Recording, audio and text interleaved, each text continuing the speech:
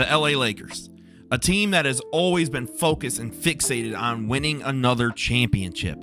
After acquiring Luka Doncic, the Lebron era had begun. However, it's become more and more apparent that it's looking to become the Luka era, and it's time to leave LeBron behind. After LeBron accepted his player option of $50 million, it has now become clear that this marriage between LeBron and the Lakers is coming to an end, and a new era must begin. After signing DeAndre Ayton, we now must ask the question, what do the Los Angeles Lakers do next? And I think what the Lakers do next is make sure that you get the best you can from LeBron in this last year or two. I don't think he's going to be in the league much longer. These are probably his last, 2 seasons.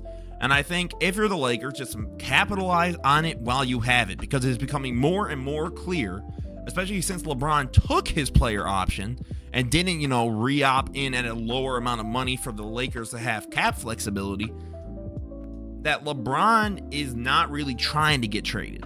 I know you have the stuff with Rich Paul that came out trying to detail how, he might be trying to move on. But I think at the same time, you take that $50 million and with the way that the cap space is working with the new CBA, because LeBron isn't trying to get moved. And I think it's also important to remember, at the end of the day, you still do have LeBron and Luka. Now you brought on a DeAndre Ayton, who we will talk about later, but I think you just have to maximize on the time of LeBron you got now. Because I do think it looks very clear, though.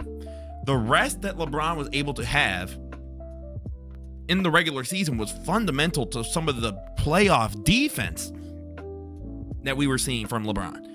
I genuinely believe that we would not have gotten that level of defense if it was the old Lakers with him and AD.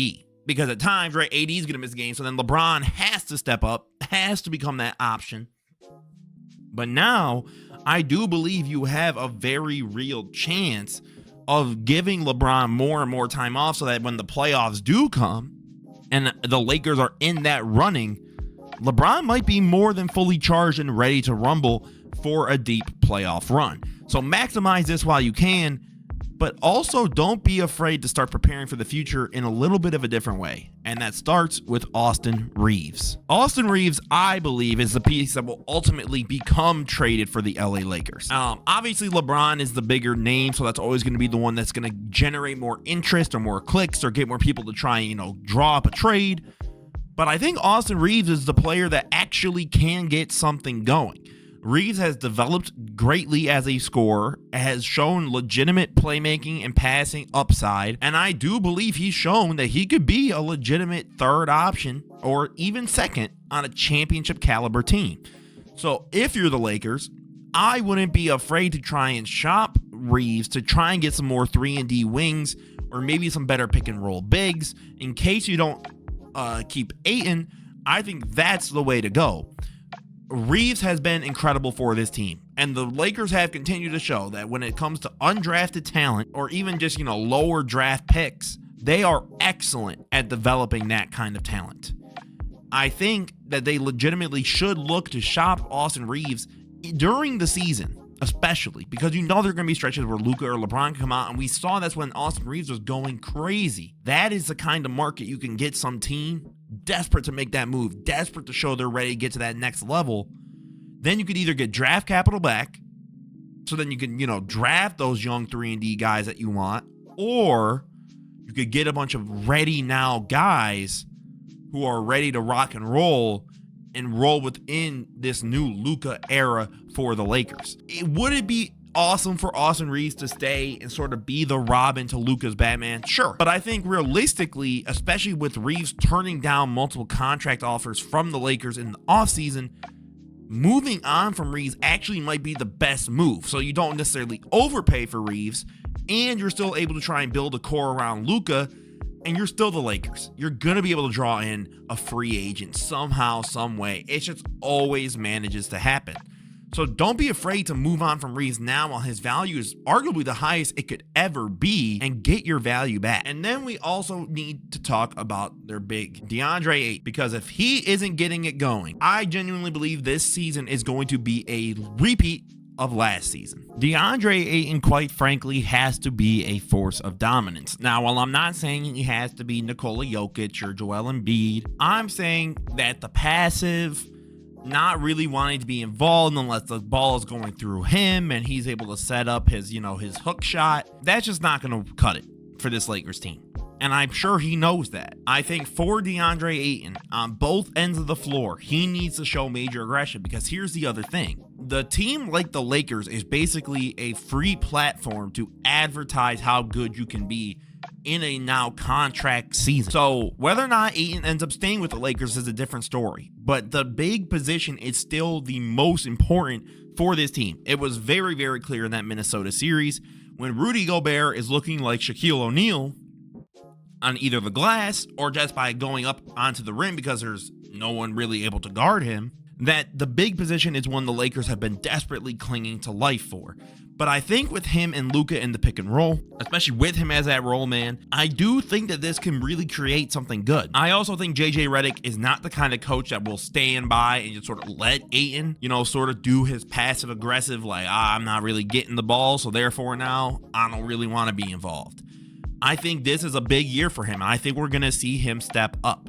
Now, again, do I think this Lakers team is automatic contenders, best in the West? Not necessarily, but I do think that this is a really good damn team to be reckoned with, especially if Ayton is giving you that production. But again, if Ayton is playing passive, I think it's going to look like a slightly upgraded repeat of last year. They might lose in 6 games to a team like the Timberwolves instead of in 5. Because you have Ayton there, and he can help you steal a game or two because, right, Rudy's not going to have nearly as easy of a time against someone like Ayton versus when he was going up against Jackson Hayes. But I think ultimately, if Ayton works out, I think the Lakers will do a good job of trying to pay him a proper amount of money. I think they have learned their lesson in terms of overpaying guys and then being stuck. I think for the Lakers specifically, it's going to be, you have to invest in the right player for the right amount of time. And I think Ayton is closer to fitting that Luka timeline, right? But again, even if you don't, you're able to maybe do a sign and trade with him next year. You could build up his value to be able to get something really good in return.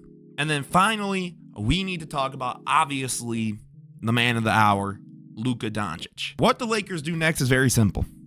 You need to make it abundantly clear to Luka that this is his team. You are willing to do heaven and earth to make him, a contender every single year. That what he is able to do in LA and the movement he's going to be able to have in terms of stars or really great role players are going to want to go to LA.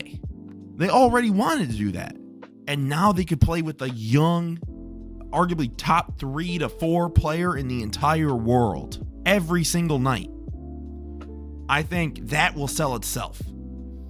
If you're the Lakers, you need to convince Luka to stay. You need to get that contract signing done as soon as humanly possible. You do not want this season to be a complete disappointment, and then Luka sort of sits there and goes, do I really want to be a part of this?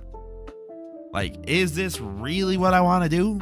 Or do I want to just explore and go somewhere else? And yes, I'll lose my money, but I'm Luka. I'll make it up in sponsorships and ads and all of these different things. If you're the Lakers, you have to make sure that Luka is a part of that future. So ultimately what the Lakers do next, I believe, is a very, very simple thing. You make sure that Luka is satisfied. Pause, that sounds insane. Then you make sure you capitalize on this last year of LeBron. You look to move Austin Reeves to try and get some 3-and-D wings to really complement Luka's play style. And then finally, you have to make sure that DeAndre Ayton, because none of this I think will work if Ayton is playing passive or, on the back foot and not really care. If that happens, the season's a wrap. So I think for the Lakers, you have to kind of push in your chips right now until you find that perfect suitor for an Austin Reeves. But let me know what you guys think. What should the Lakers do next? Do you agree with me that Austin Reeves is probably the guy that might have to go instead of LeBron? Do you think that if Ayton is playing great, this team is a legit contender? Or do you think it's already set in stone, he's going to be passive and this team's doomed to be another first-round exit? As always, guys, this was Mr. No Soups. Don't forget to leave a like, comment, subscribe. Have a beautiful rest of your day, guys. Peace out.